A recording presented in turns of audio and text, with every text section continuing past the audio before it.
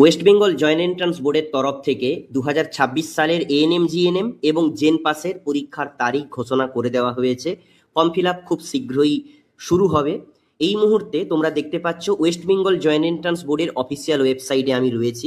তোমরা দেখো এই যে এএনএম জিএনএম 2026-এর নোটিফিকেশন, যার এক্সাম ডেট দেওয়া হয়েছে। টেন্টেটিভ এক্সাম হবে 14/6/2026 রবিবার দিন, এবং অনলাইনে অ্যাপ্লিকেশন চালু হবে বলা হচ্ছে 25শে মার্চ, 25/3/26-এ। এটা হলো এএনএম জিএনএম। খুব শীঘ্রই ফুল নোটিফিকেশন আসবে, আমরা জানিয়ে দেব ভিডিও বানিয়ে কি কি এলিজিবিলিটি ক্রাইটেরিয়া রয়েছে।